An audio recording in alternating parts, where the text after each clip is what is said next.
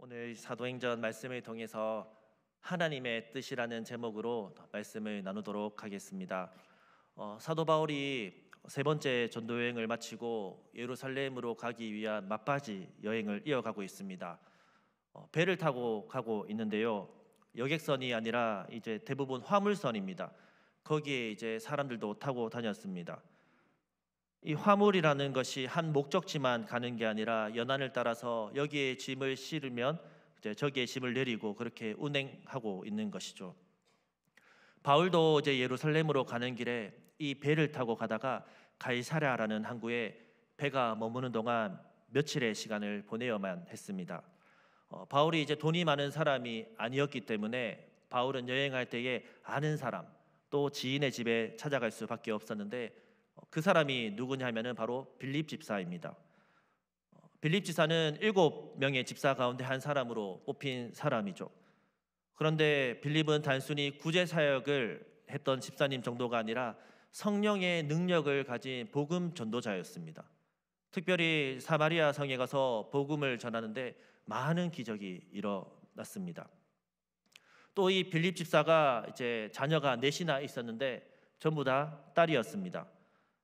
이 4명의 딸들이 어떤 사람이었냐 하면은 전부 다 예언하는 사람이었다고 합니다. 아버지의 그 영성을 물려받아서 딸들이 또한 이어가는 것 같습니다. 4명의 딸들이 어떠한 예언을 했는 사람인지는 알 수 없지만 분명히 4명 다 예언하는 사람이라고 성경은 기록하고 있습니다. 여러분 한번 생각을 해볼까요? 이 빌립 집사님의 집이 얼마나 넓었는지는 알 수 없지만은 지금 여기에 영적인 거물들이 모여 있는 것이죠. 일단 빌립이 있었고 예언하는 4명의 딸이 있고 지금 거기에 바울이 와 있습니다. 또 바울이 가는 곳마다 항상 따라다녔던 의사, 그 누가복음과 사도행전을 기록한 누가가 거기 함께 따라오고 있습니다. 그 외에도 함께했던 믿음의 사람들이 모여 있는 것이죠. 여러분 세상이 볼 때는 별 볼 일 없는 그러한 집이었을지 몰라도 하나님 나라의 용맹한 장수들과 같은 사람들이 지금 이 집에 다 모여 있는데 여러분 여기에 또 한 명의 인물이 등장하는데요. 누구냐면은 바로 아가보라는 선지자입니다. 아가보가 무엇 때문에 이 시점에 이제 여기에 왔는지 전후 사정 성경은 전혀 이야기하지 않습니다. 아가보가 등장하는데 이 아가보는 어떤 사람인가 하면요. 사도행전 11장 28절에 천하의 큰 흉년이 들리라 이러한 예언을 하는데요. 글라우디오 황제 때에 실제로 이 지중해 연안에 엄청난 기근과 흉년이 왔었다라는 것이죠. 이 아가보라는 사람이 기후까지 이렇게 예언하는 대단한 예언이지 않습니까? 이러한 대단한 선지자가 모여 있는 자리에서 이제 갑자기 일어나서 오늘 본문 11절을 보시면은 바울의 옷띠를 가져다가 자기 손과 발을 묶으면서 일종의 이제 자기 스스로가 이렇게 시뮬레이션 하는 거죠. 실제로 자기의 손을 이렇게 묶으면서 성령이 지금 내게 말씀하시는데 이 띠 임자를 이렇게 묶어 이방인에게 넘겨줄 것이다 라고 예언을 하고 있는 것입니다. 여러분 우리가 유대인의 복장 문화를 좀 알아야 되는데요. 위에서부터 밑으로 이제 통 같은 것 옷 하나 걸치고 그 다음에 외투를 또 걸친 후에 띠를 묶어서 이제 복장이 완성되는데 우리가 보통 집에 들어가면은 뭐 스카프나 목도리를 벗지 않습니까? 그렇게 벗듯이 지금 여러 사람들이 지금 함께 모여 있는데 자기의 띠, 각자 자기의 띠를 이제 풀어가지고 어딘가에 두었나 봅니다. 근데 아가보는 그 띠가 누구 띠인지도 모르는 상태에서 그냥 성령의 인도함, 이 성령의 인도함을 받아서 그 많은 띠 중에 하나를 가져다가 자기 손발을 묶어서 이 띠 임자가 이렇게 결박당해서 이방인에게 넘겨질 것이다 예언하는 순간 이 바울과 함께 여행했던 사람들이 이 띠가 바울의 띠라는 것을 모두 다 알아본 것이죠. 그 순간 마음이 얼마나 철렁했을까요? 바울이 지금 전도 여행을 마치고 예루살렘 교회 방문하기 위해 올라가는데 이렇게 결박당해 이방인에게 넘겨질 것이다. 여러분 마음에 어떠한 염려가 갑자기 몰려오는데 함께 있었던 이 일행들이 이 앞에 있었던 한 가지 사건이 기억이 나는 겁니다. 어떠한 사건이냐면은 이 가이사라라는 곳에 도착하기 전에 두로라는 항구를 거쳐왔습니다. 이제 거기 두로에서도 배가 이제 정착할 때 거기서도 며칠을 머물러 하기에 이 예수 믿는 성도들의 집에 가서 이제 며칠을 머물렀는데, 여러분, 예수 믿는 사람들이 함께 모여 바울과 함께 있는 동안에 뭘 했겠습니까? 함께 예배도 하고 찬양도 하고 교제도 하고 그렇겠지 않습니까? 그런데 성경을 보면 사도행전 21장 4절에 제자들을 찾아 거기서 7일을 머물더니 그 제자들이 성령의 감동으로 바울더러 예루살렘으로 들어가지 말라라는 말을 했다는 거죠. 성령의 감동으로. 여기에 제자들이 단순히 예수 믿는 사람 정도 수준이 아니라 기도를 많이 하는 사람들입니다. 그들이 성령의 감동을 받아 말을 하는 거예요. 그것도 한 사람이 아니라 함께 모여 성도들이 기도하는 중에 받은 응답을 이제 바울에게 말하고 있는 것이죠. 무슨 말이냐면은 바울에게 예루살렘으로 올라가지 말아라. 그런데 왜 올라가지 말아야 하는지는 설명하지 않았습니다. 그 제자들이 그냥 기도하다가 그냥 지나가는 말 정도가 아니라 진지한 말로 예루살렘으로 들어가지 않으면 좋겠습니다라는 권면을 했다라는 것이죠. 그런데 바울은 어떻게 반응했냐면은 아무런 대답을 하지 않았습니다. 그냥 그들의 말을 내가 존중은 하지만은 나는 지금 내 길을 간다 하고 두로를 떠나 지금 어디로 와 있는 거죠? 가이사라로 왔다는 거예요. 또 가이사라로 오니까 여기서 또 누가 예언을 하고 있죠? 아가보라는 대단한 그 선지자가 예언을 하고 있는 것이죠. 예루살렘으로 올라가지 않으면 좋겠다. 그 정도가 아니라 일어날 일 자체를 명료하게 미래의 일을 미리 말하고 있는 거예요. 그러니 여러분 앞에서는 올라가지 말라라고 아무 이유 없이 밑도 끝도 없이 예루살렘으로 올라가지 않으면 좋겠다라고 말하니 뭐라고 이제 대답할 말도 없고, 바울도 거기에서 아무 반응하지 않으니까 나서서 뭐라고 말할 수가 없는 건데, 여기는 너무나 분명한 이야기가 들리니 제자들이 뭐라고 말하죠? 12절 말씀에 우리가 그 말을 듣고 그곳 사람들과 더불어 바울에게 예루살렘으로 올라가지 말라라고 권하기 시작한 겁니다. 저라도 그렇게 했을 것 같습니다. 바울은 여기서 일정을 돌려서 다른 데로 전도 여행을 가든지 아니면 고향을 가든지 하고 우리만 예루살렘으로 올라가겠습니다. 그런데 바울은 이들이 이 말리는 이야기를 듣고 어떻게 반응합니까? 13절에 바울이 대답하되 여러분이 어찌하여 울어 내 마음을 상하게 하느냐? 어찌하여 울어 내 마음을 상하게 하느냐? 이 말을 보는 순간 참 바울이라는 사람이 밥맛 없는 그런 사람 같습니다.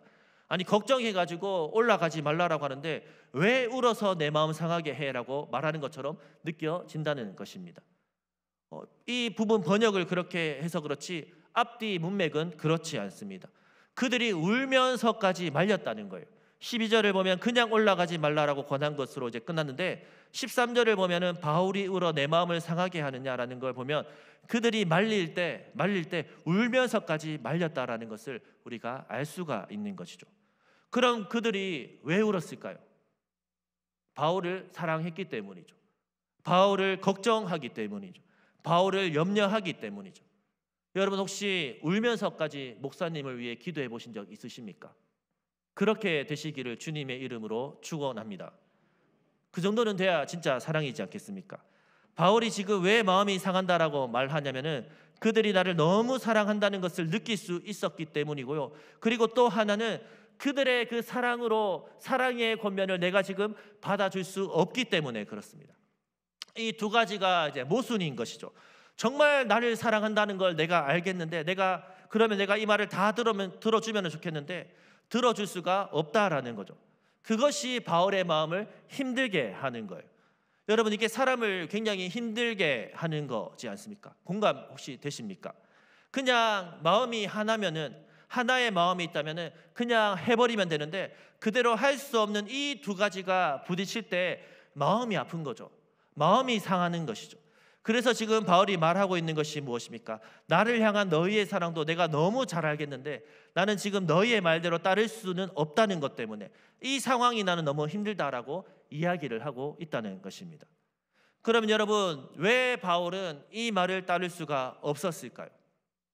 두로에 기도하는 제자들이 예루살렘으로 올라가지 않으면 좋겠습니다라고 말할 때도, 또 아가보가 띠를 가지고 예언할 때도 사실 바울은 이미 알고 있었습니다. 우리가 지금 21장을 봤는데요. 앞에 20장에 어떠한 내용이 있냐면은 20장 22절에 보시면은 보라 이제 나는 성령에 매여 예루살렘으로 가는데 거기서 무슨 일을 당하는지 알지 못하노라. 23절에 오직 성령이 각 성에서 내게 증언하여 결박과 환난이 나를 기다리고 있다라고 성령이 말씀하셨대요. 여러분, 질문을 하나 드리겠습니다. 그러면은 성령이 한 번만 말씀하셨나요? 여러 번 말씀하셨나요? 각 성에서 in every city. 바울이 지나왔던 도시마다 성읍마다 바울이 매 순간 기도할 때마다 어디에 있든지 기도하기만 하면은 성령이 뭐라고 말씀하시면은 네가 예루살렘으로 가야 되는데 결박과 환난이 너를 기다리고 있다라고 말씀하셨다는 거예요. 그걸 알면서도 바울은 지금 이 길을 가고 있다는 것이죠.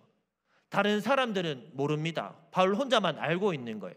그런데 거기에 두로의 제자들이 기도하면서 무엇인지 모르겠지만은 안 올라가면 좋겠습니다라고 말할 때 바울은 그 제자들이 왜 그 말을 하는지 알았을까요? 몰랐을까요? 알았겠죠. 그리고 그게 성령의 응답이라는 것을 알았을까요? 몰랐을까요? 아가보가 말할 때도 바울은 아마 속으로 그럼 그렇지, 내가 받은 응답이 진짜구나, 아가보도 진짜 하나님의 응답을 받고 있구나, 아마 그랬을지도 모르겠습니다.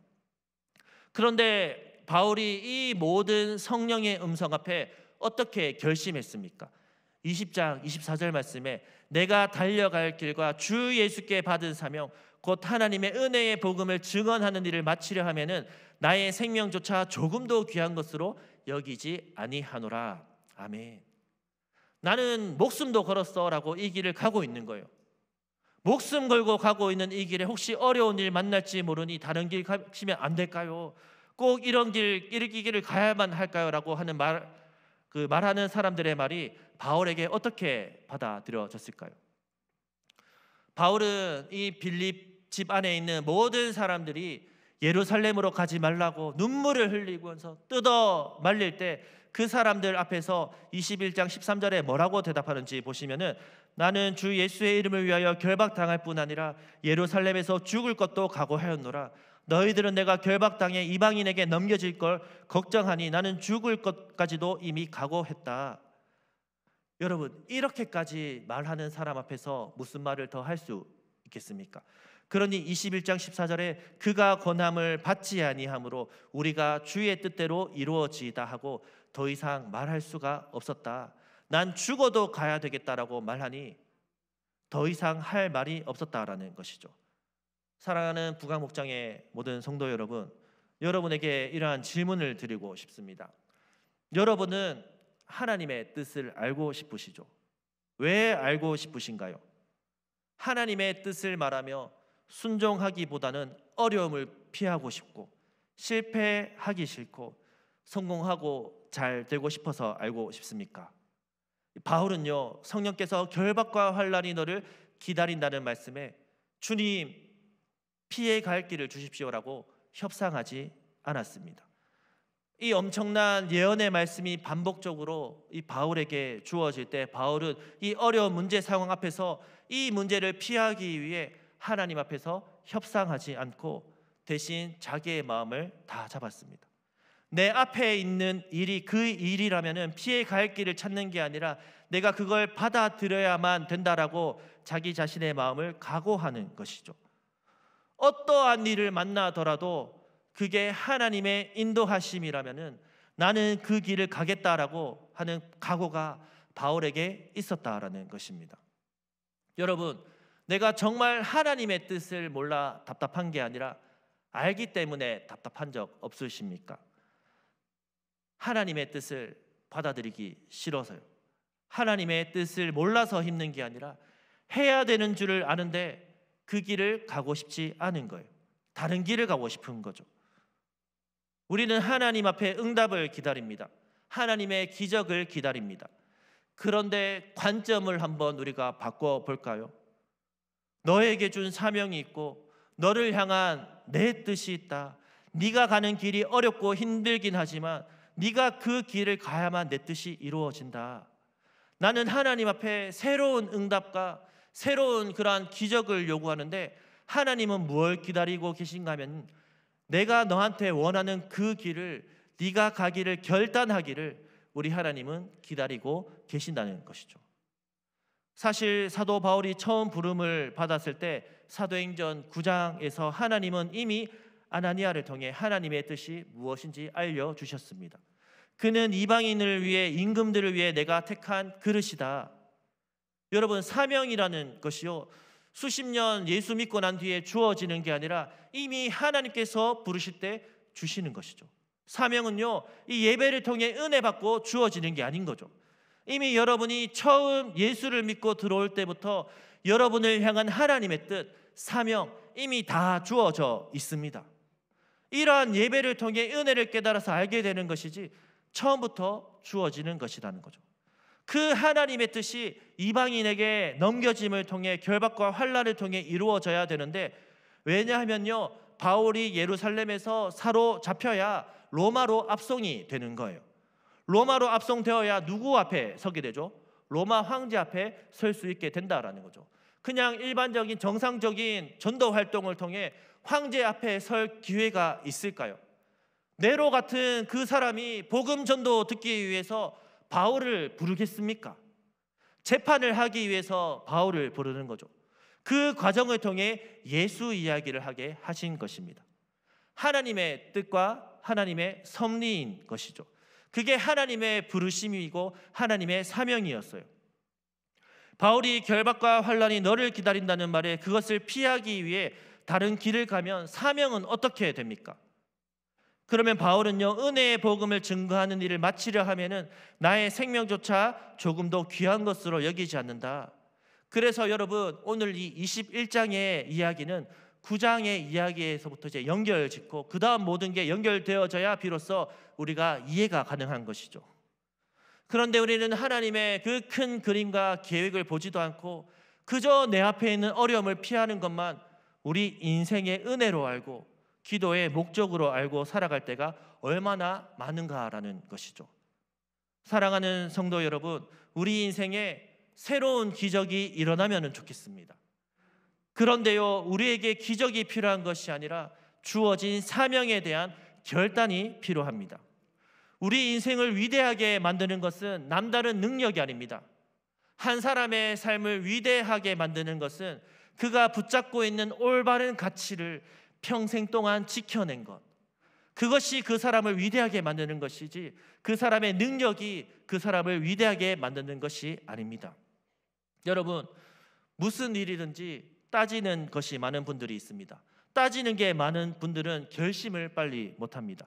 이건 이래서 좋고 저건 저래서 좋고 이래도 못하고 저래도 못하고 머릿속에 좋은 것이 너무 많아요. 좋은 걸 다 선택하고 싶어요. 나쁜 거는 다 피하고 싶어요. 그러면 여러분, 뭘 할 수 있겠습니까? 아무것도 할 수 없다는 것이죠. 피하려는 게 많은 사람, 계산하는 게 많은 사람, 절대 결단력 있는 삶을 살아가지 못합니다. 다니엘의 세 친구, 우리가 잘 아는 다니엘의 세 친구가 했던 결단 있지 않습니까? 그리 아니하실지라도 나는 이 길을 가겠습니다 라는 이 결단이 우리에게 필요합니다. 아무리 훌륭한 믿음의 사람들도 아무런 갈등 없이 믿음을 선택했을까요? 우리 예수님을 봐도 우리를 구원하기 위해 오신 예수님도 겟세마네 동산에서 기도하실 때 뭐라고 말씀하셨습니까? 아버지여, 할만하시거든 이 잔을 내게서 지나가게 하옵소서. 우리 예수님도 그 길을 피하고 싶으셨어요. 갈등했습니다. 그런데 그것이 아버지의 뜻이라면은 내 뜻대로 마시고 아버지의 뜻대로 되기를 원합니다라고 갈등 중에 선택하셨습니다. 사도 바울이요, 지금 결박당하는 것이 얼마나 고통스러운 일인지 몰랐을까요? 바울은 이전에도 엄청난 고생을 했다는 것을 우리가 고린도 후서를 통해서 알 수 있습니다.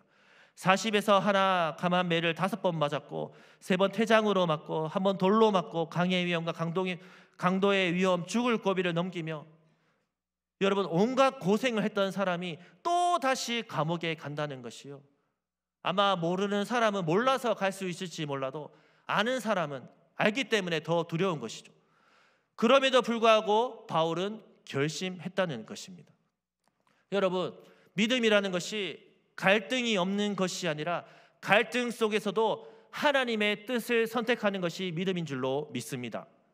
갈등 없는 것이 믿음이 아니라 갈등 속에서도 하나님의 뜻을 선택하는 것, 그것이 믿음입니다. 히브리서 11장 말씀을 보시면 믿음의 사람들을 우리는 잘 알고 있습니다.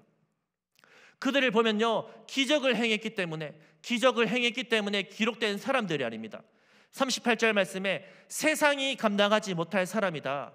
이 말씀을 어떻게 해석해야 하냐면요, 여러분, 세상이 감당치 못할 사람이라고 하면은 세상보다 돈이 더 있었나요? 권력이 더 있었나요? 군사력이 더 있었나요? 그러한 것이 아니죠. 세상이 감당치 못한다는 말의 뜻이 무엇이냐면은 세상에 있는 것으로 그들의 마음을 움직일 수 없었다라는 뜻입니다. 세상에 가진 것으로는 그들의 마음을 움직일 수 없었던 사람, 이들이 바로 세상이 감당치 못할 사람인 것입니다. 그러한 사람 되시기를 축원합니다. 돈으로, 성공으로, 출세로, 학벌로, 승진으로, 애들 대학으로 얼마든지 움직일 수 있는 사람들, 그러한 세상이 감당할 사람들 되지 않기를 축복합니다. 히브리서 11장은 그러한 사람들이 아니었습니다. 우리는 조금만 어려워도 피해 가려고 하는 본성이 작동되는 것 같습니다. 그래서 정말 그 하나님의 뜻을 찾기보다는 편한 길, 성공하는 길, 실패하지 않는 길, 고생하지 않는 길, 그걸 하나님의 이름을 붙여서 너무 많이 사용합니다. 지난번에도 이 오후 예배 때 나눠드린 것 같은데, 하나님의 영광이 무엇입니까? 그저 내가 잘 되기만 하면 하나님의 영광이라고 붙이면서 내가 주의 영광을 위해 이렇게 하려고 합니다. 주의 영광을 위해 하려고 합니다.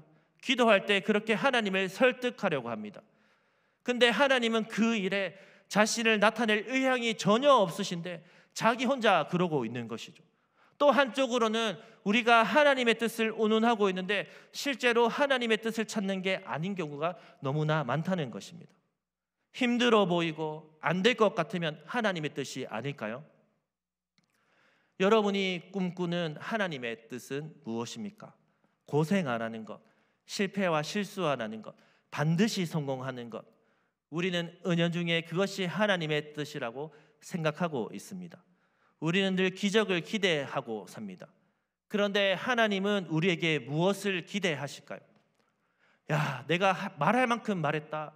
내가 줄 만큼 줬다. 너 먹고 살 만큼 내가 이미 다 줬다. 그러면은 네가 가던 길 좀 계속하면 안 되겠니? 하나님은 우리에게 요구하시죠. 내가 이미 너한테 준 것 그거 지키며 살아라. 사도 바울은 그것을 잘 지키며 산 사람이라고 저는 믿습니다. 바울은 사람을 고치며 기적을 일으킬 때도 또 엄청난 환난을 당해도 더 이상 못하겠다, 힘들어서 못하겠다 그러지 않고 바울은요, 잘 될 때나 어려울 때나 그 길을 갔습니다. 결국 바울이 가지고 있는 중심이 있다는 것이죠. 이사야의 말씀에 주께서 심지가 견고한 자를 평강하도록 지키신다라고 말씀합니다. 이 말씀을 들으면 그래, 심지가 견고하면 모든 사람이 평강해지는구나. 저는 그렇게 해석하지 않습니다. 어떻게 해석하냐면은 심지가 견고한 사람만이 어떠한 상황에서도 흔들리지 않을 수 있다고 저는 이해하고 있습니다. 말씀을 맺겠습니다. 여러분, 편안한 길 가려고 하지 말고 맞는 길 가시기를 주의 이름으로 축원합니다. 내가 원하는 길이 하나님의 뜻이 아닙니다. 내가 고생하는 길이 하나님의 뜻일 수 있다는 것에도 우리가 생각해야 한다는 것입니다. 내가 동의하는 길, 내가 이해되는 길이 하나님의 뜻이냐? 여러분, 정말 그렇게 자신하실 수 있습니까? 내가 이해할 수 있는 길만이 하나님의 길이다 자신하실 수 있습니까? 누가도요, 바울 일행도, 빌립도, 예언하는 4명의 딸들도요, 하나님의 뜻을 분별하지 못했습니다. 우리는 겸손해야 됩니다. 그리고 해야 할 일을 해야 됩니다. 가야 할 길을 가야 합니다. 내가 힘들지 않는 길이 하나님의 뜻이라고 생각하는 이 착각을 벗어나야 됩니다. 우리의 인생에 정말로 기적이 있으면 좋겠습니다. 그런데 기적보다 더 필요한 것이 결단입니다. 교회가 앞으로 어떻게 하나님의 역사 가운데 진행해 나가는지, 우리 하나님이 살아계시기 때문에, 그리고 여러분들이 예수의 사람이기 때문에 기대할 수밖에 없습니다. 그런데요, 분명 누군가는 정말 살아계신 그 하나님과 동행하는 분이 있을 것이고, 누군가는 끊임없이 인간의 관점을 가지고 인간의 계산, 인간의 판단으로 온갖 말을 쏟아내는데 맞는 말을 하는 것 같지만은 정작 하나님과는 상관없는 말을 하는 사람들도 있을 거라고 저는 확신합니다. 내가 교회에서 남보다 내가 더 희생을 더했다. 여러분, 언젠가는 보상 심리가 발동하게 될 겁니다. 은혜로 살아가시기를 축복합니다. 그리고 여러분의 성격, 여러분의 성품, 여러분의 능력, 여러분의 돈, 여러분의 경험, 그게 드러나는 게 아니라 하나님이 드러나는 영광의 사람, 하나님의 영광의 사람들 되시기를 축복합니다. 그리고 내 입에서 하나님의 뜻, 하나님의 뜻이라는 말이 나올 때 과연 내가 말하는 하나님의 뜻이 무엇인가를 질문하셔야 됩니다. 진짜 하나님이 하시는 일이 이루어져 가고 있는가? 그 일을 위해 나는 죽을 것도 각오한 사람인가? 고생하는 길을 선택해 들어갈 수 있는가? 모두가 뜯어 말리는 길을 나는 가겠다라고 결심한 사람인가? 그들을 통해서만 사도행전 9장의 예언이 바울에게 이루어지는 것이죠. 내가 너를 이방인과 임금을 위하여 택한 나의 그릇이다. 바울의 이 각오가 있었기 때문에 그 일이 이루어진 것입니다. 주변 사람 말 들었으면은 그 일이 이루어질 수가 없다는 것입니다. 목숨은 건졌겠지만은 하나님의 뜻은 이루어지지 않는 것이죠. 우리는 하나님의 뜻을 위해 사는 사람들 아닙니까? 여러분, 우리의 인생 우리 주님 앞에 내어드리시기를 주님의 이름으로 축원합니다. 계산해가지고 내가 이렇게 하면은 뒤에 이런 게 나에게 따라오겠지, 머리가 잘 돌아가서 뒤에 거를 자꾸 생각하는 거죠. 다 내어드리시기를 간절히 소망하고 축복합니다. 죄송하지만 저는 사역하면서 분명히 느낀 것이 있습니다. 열심히 섬기는 사람일수록 말이 많습니다. 남다르게 하는 사람일수록 남다르게 말이 많습니다. 그리고 마지막에는 이렇게 말하죠. 이 교회에서 누가 감히 나한테 말하냐? 이 부서에서 누가 감히 나한테 말하냐? 내가 이만큼 했는데, 내가 이렇게 잘하는데. 그러면요, 결국 남는 건 인간의 의밖에 없고 은혜는 다 사라져 있더라고요. 저는 오히려 이렇게 말하고 싶습니다. 여러분, 은혜에 젖어 살아가시기를 축복합니다. 눈물을 흘리더라도 하나님의 뜻의 길을 걸어가서 주님의 뜻이 여러분의 삶을 통해 이루어지기를 축복합니다. 우리 부강교회가 그렇게 되면 참 좋겠습니다. 여러분, 형통의 길을 구하지 말고 사명의 길을 구하시기를 축복합니다. 교회는 기업이 아닙니다. 실패하지 않는 길을 찾지 말고 고생되더라도 손해보더라도 하나님이 기뻐하시는 그 길을 가시기를 축복합니다. 하나님의 뜻이 맞습니까? 라고 묻는 그 뒷속에 반드시 실패하지 않아야 됩니다, 교회가 손해보지 않아야 됩니다 라고 말할 게 아니라 그 속에서도 하나님 이루어 가시는 일을 볼 수 있는 교회가 될 수 있기를 주님의 이름으로 축원합니다. 그리고 사도 바울처럼 내가 이거 해서 복 받아야지, 그것이 아니라 내가 죽어야 교회가 산다라는 마음으로 헌신의 길 걸어가시기를 축원합니다. 그리하여 여러분을 통해 하나님의 뜻이 이 교회에 이루어지게 되는 줄로 믿습니다. 우리 함께 찬양하며 기도하면 좋겠습니다. 주님 말씀하시면 내가 나아가겠습니다. 함께 믿음으로 고백하시기를 소망합니다. 주님 말씀하시면, 주님 말씀하시면 내가 나아가리다. 주님 뜻이 아니면 내가 멈춰서리다. 나의 가고 서는 것 주님 뜻에 있으니 오 주님. 더 간절하게 불러봅시다. 주님 말씀하시면,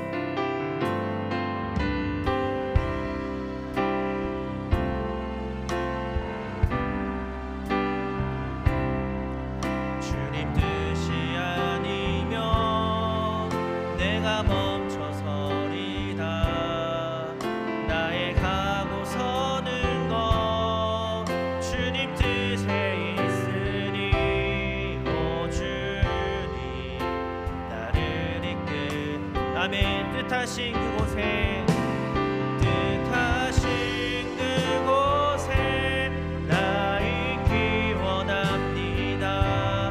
이끄시는 대로 연약한 내 영혼 통하여 일하소서. 주님 나라와 그 뜻을 위해 뜻하신 그곳에 나 있기 원합니다. 뜻하신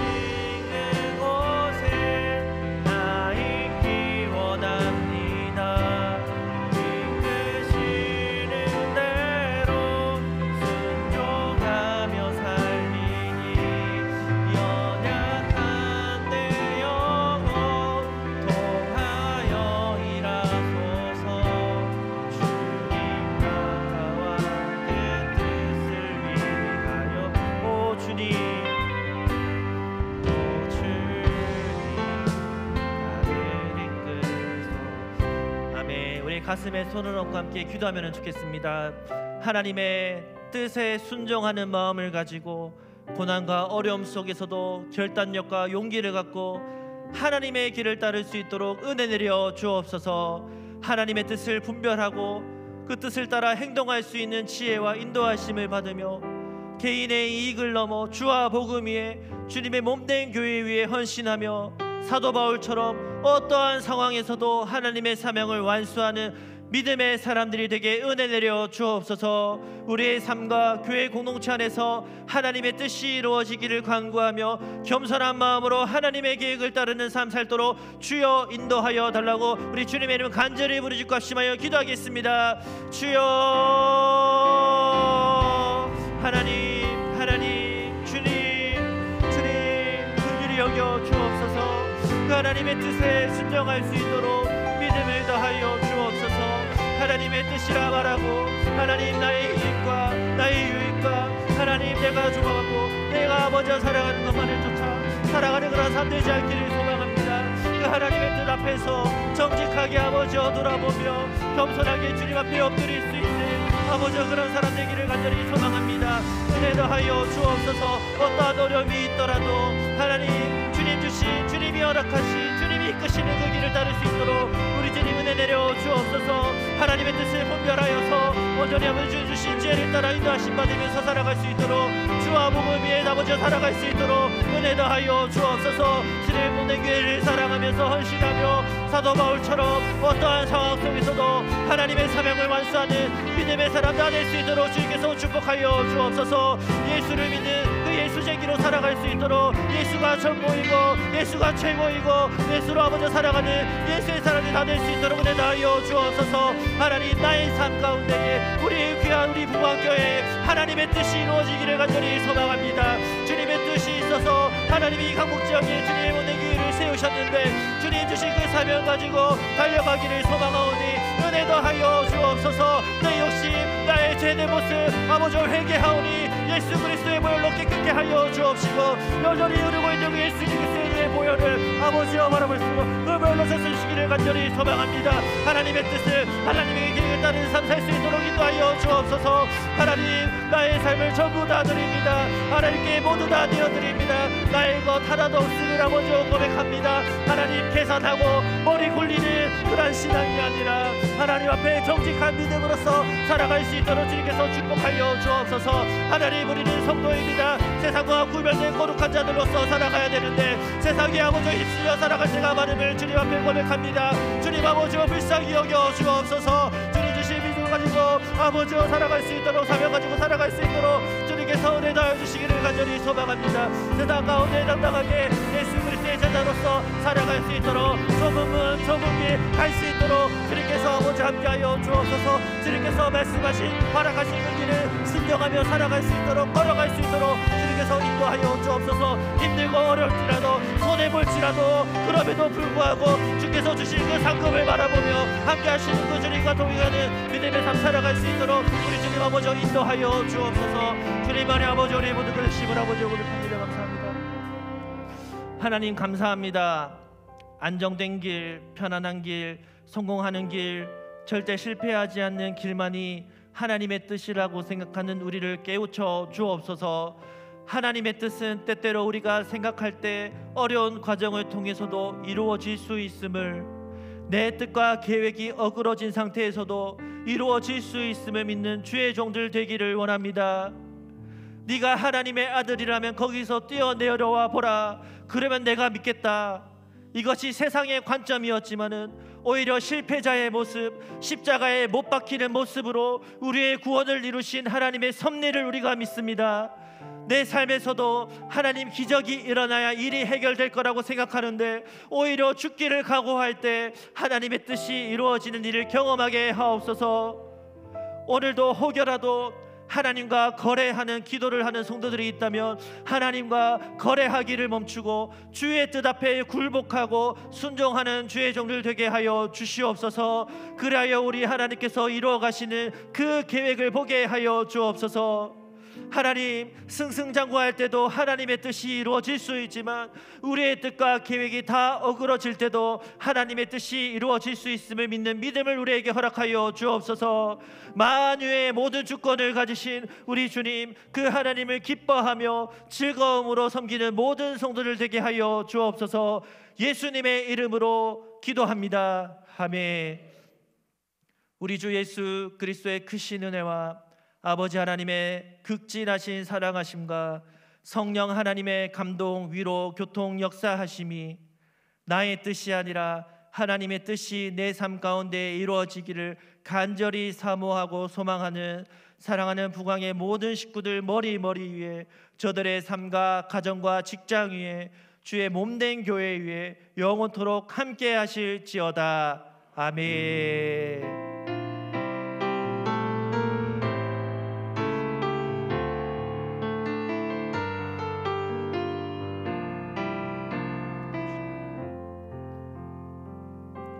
네, 예배가 마쳤습니다. 한 주간도 믿음으로 승리하는 걸음 되시기를 축복합니다.